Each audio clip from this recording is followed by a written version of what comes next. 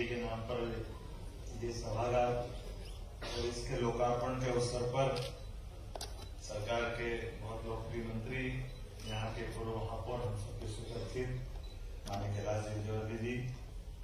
इस अवसर पर सिंचाई के क्षेत्र में काम करने वाले हमारे सांसद के नेता माननीय तुलसी सिलावट जी, सिंचाई मंत्री, जल संसाधन, हमारे सबसे वरिष्ठ नेता, पूर्व महापौर, पूर्व सांसद माननीय मोघे जी, मुन्ना भैया, तो तालाब की दीदी जीतती है उधर ही है, मुन्ना भी जीतते हैं, सेवा वो भी है और सेवा ये भी, वो वहां अध्यक्ष है, यहाँ अध्यक्ष, दोनों बेनती का अच्छा है। ये तो हमारे लिए सौभाग्य की बात है और खासकर इस कार्यक्रम में हमारे कांग्रेस के जिलाध्यक्ष सुरजीत सिंह चड्ढा जी, नेता प्रतिपक्ष चिंटू चौकसे जी, हमारे वरिष्ठ नेता पूर्व विधायक माननीय सत्यनारायण सत्तन जी। दादा, जब भी आप मेरा चुनाव का कार्यालय का अगर शुभारंभ हो तो हर बार सत्तन जी आके अलग जगाते हैं और निश्चित रूप से हर बात से विजय का अभियान चलता रहता है। मंच के जीवन का जो कार्यालय खोला था, अभिनंदन करें माननीय सत्तन जी के लिए। हमारे विधानसभा के साथी पूर्व मंत्री माननीय महेंद्र हाडिया जी, माननीय रमेश जी, माननीय मधु भैया, गोलू जी, भाभी जी, माननीय गोलू सिंह जी, इस अवसर पर हमारे नाम हुआ जितू भैया से लेके हमारा युवा आयोग के अध्यक्ष डॉक्टर निशांत खरे जी और हरि भैया, और मैं तो ये मान के चलता हूं कि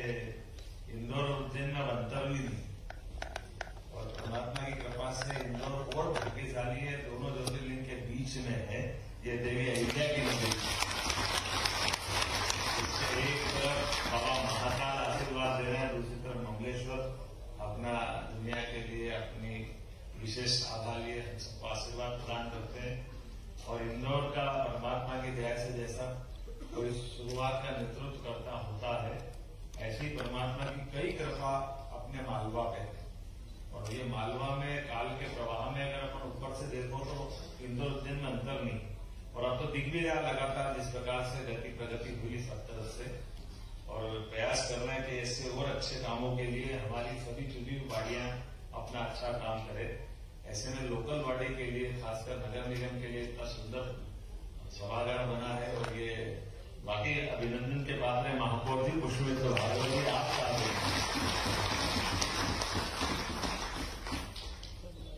अच्छे 4 महापौर बैठे हैं, 4 महापौर बैठे हैं,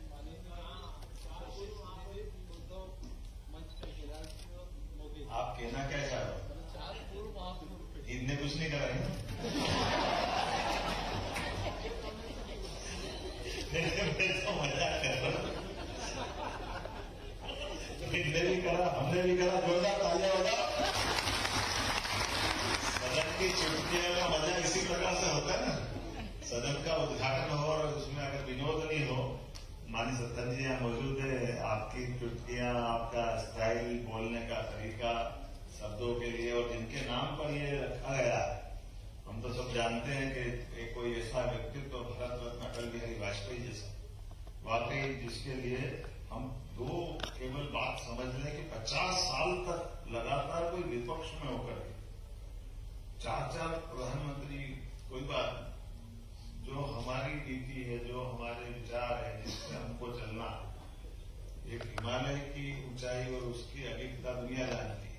लेकिन मानव के रूप में किसी को जानती तो अटल बिहारी वाजपेयी के नाम जानती है, जो दुनिया के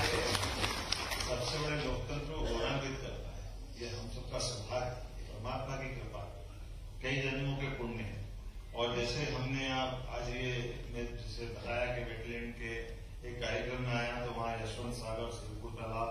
ये दो हमारी पुरानी एक तरफ से विरासत है, जिस विरासत के आधार पर सौभाग्य मिला और उस आधार पर भी और उसके आधार पर कई गौरव मिलते आ रहा इंदौर एक के बाद एक। तो ये उम्मीद कर रहे हैं कि आने वाले समय में और भी अच्छे कुछ, अभी रास्ते में मैंने बताया था, बहुत भगवान चाहेगा तो कुछ और अच्छे काम भी बहुत जल्दी इंदौर के लिए, उज्जैन के लिए और पूरे प्रदेश के लिए अनाउंस होने वाले हैं। क्योंकि कुछ चीजों के लिए कुछ समय की इंतजार करना भी अच्छा है। हम सब जानते हैं कि जब से अपनी सरकार बनी है कई अच्छे कामों को हमने हाथ में लिया है और उन कामों के माध्यम से मध्य प्रदेश की प्रगति और आगे हो और पूरे देश का नंबर 1 राज्य बने। कई कई कारणों से हमारे लिए ऐसे कई आदर्श हमारे चारों तरफ उपलब्ध हैं,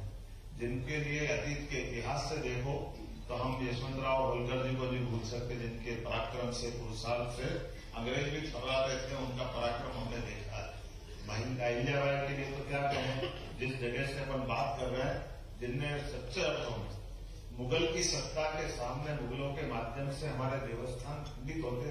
दुनिया ने देखे होंगे, लेकिन उस पर प्रकाश कम पड़ा। लेकिन हम इस कोशिश करेंगे ऐसी मुगल सत्ता के सामने पुनर्स्थापना करने का काम अगर किसी ने किया, अहिल्या माता ने किया। चाहे वो हमारा काशी विश्वनाथ का मंदिर हो, चाहे मानसरोवर हो, बद्रीनाथ हो, केदारनाथ हो, कोई गंगा का घाट हो, या अपना ओंकारेश्वर का अपना कोई स्थान हो, हर जगह हर स्थान पर हमारे अपने पूर्वजों ने, अहिल्या माता ने हमारे धर्म की पताका फहराई और एहसास कराया है कि जब कोई बात नहीं, हम जब आप कमजोर हो गए, हम कमजोर थे तो हमको आपने नष्ट भ्रष्ट कर लिया। लेकिन उनकी आंखों के सामने ऐसे ही महाकाल बाबा का मंदिर भी 250 साल के आज भी वो उत्तुंग शिखर हम सबको गौरवान्वित करता है, पुरुषार्थ और पराक्रम बताता है कि जिसके बलबूते पर हमारे पुराने स्थापत्य का बेहतर से बेहतर नमूना दिखाई देता। मैं अभी थोड़े दिन पहले आया था, लगभग 7 किलोमीटर लंबे एलिवेटेड कॉरिडोर का भूमि पूजन किया था 350 करोड़ की लागत से। हम सब एक तरह से एक के बाद एक अभी नए दौर के नई समय में चल रहे हैं और इसी आधार पर ऐसे कई सारे काम हैं जिन कामों को लेके चलेंगे। हमने कल ही रोजगार दिवस के अवसर पर 7 लाख से ज्यादा युवाओं को स्वरोजगार की दिशा में हमने उनके दिशा में 5,000 से अधिक का ऋण दिया है, क्योंकि एक तरह से सबको सरकारी नौकरी नहीं दे सकते, लेकिन स्वावलंबन बनाने की दिशा में यशस्वी हमारे अपने मोदी जी और स्वर्गीय अटल बिहारी वाजपेयी, जिनने समूचे देश के कितने प्रकार के तरह से काम प्रारंभ किए, जिससे लोकतंत्र गौरवान्वित हो रहा है। प्रधानमंत्री सड़क को लेकर अटल बिहारी वाजपेयी जी का योगदान कौन भूल सकता है। तो आज के दौर में स्वर्गीय अटल बिहारी वाजपेयी जी को काम बढ़ाने वाले मोदी जी को कौन भूल सकता, जिनने कल लेखानुदान के माध्यम से कितने प्रकार से काम किया। एक बार अभिनंदन करें मोदी जी का और अपने यशस्वी वित्त मंत्री, जिन्होंने एक साथ 2 संदेश दिए। एकदम कोई आजादी की बात की पहली हमारी सरकार है, जिस सरकार ने अपने पुराने किए हुए कामों के बलबूते पर यह एहसास कराया है कि हाँ, हम बिल्कुल चल के आ रहे हैं। इसमें लेखानुदान की दिशा क्या होना चाहिए ये भी बताने का प्रयास किया। इसमें वो सारी चीजें जो आमतौर पर लोक लुभावन वाले बात हो सकती थी, उसके बजाय ठोस वो सारे इशू लाए हैं, जिसके आधार पर 3 करोड़पति दीदी बनाना है और 2 करोड़ से ज्यादा आवासीय मकान। कोई कल्पना करता है गरीब आदमी का अपना खुद का आवास बन जाए, और वो भी बिना कोई लिए दिए। मुझे इस बात की प्रसन्नता कि मध्य प्रदेश में इसको बहुत अच्छा काम किया है, उज्जैन में किया है, इंदौर में किया है, और ये लोकल बॉडी इसी काम में आती है। भारत सरकार हो, राज्य सरकार हो, हम अपनी सरकारों के आधार पर वहां निर्णय जरूर ले सकते हैं, लेकिन असली निर्णय लागू कराने के लिए, एग्जीक्यूशन के लिए ये जो सदन काम करता है, इसकी कोई बराबर नहीं कर सकता। ये सब पे भारी है अपना ये सदन, लोकल बॉडी 74 अमेंडमेंट के बाद सबसे ज्यादा अगर ठोस काम कोई करते हैं तो लोकल बॉडी के लोग करते हैं। इसलिए हमने इसमें भी निर्णय किया कि कुछ और ऐसे पावर भी अपने नगर निगम को दिए जाए, जिसके बलबूते पर वो स्वावलंबी हो जाए, अपने पैरों पे खड़े हो। क्यों केवल प्राधिकरण निर्माण करेंगे, क्यों केवल प्राधिकरण कॉलोनी काटेंगे, मार्केट बनाएंगे? नगर निगम भी कर सकती है, नगर निगम को भी एम्पावर करेंगे। नगर निगम अपने योजना अनाउंस करे, वो भी अपने निर्माण के मामले में मदद करे, और इसी प्रकार से और सब प्रकार की मदद भी करेंगे। आज जो निर्माण का मामला है, थोड़ा आया तो नीचे से दिखता था, आधा दिख रहा है। थोड़ा सा महापौर जी कुछ बोले, कुछ नहीं बोले, उद्घाटन कराना तो मैंने पहले चमका दिया था कि आज जरा मेरे को समय कम है तो घबराना नहीं, आपको आना ही है। तो फिर बाकी बातें इन्हें मांग नहीं रखी, लेकिन बिना मांगे मैं समझ गया अगर अधूरा भवन में 50 करोड़ देने की घोषणा करता हूँ, आप इस भवन को पूरा कराएं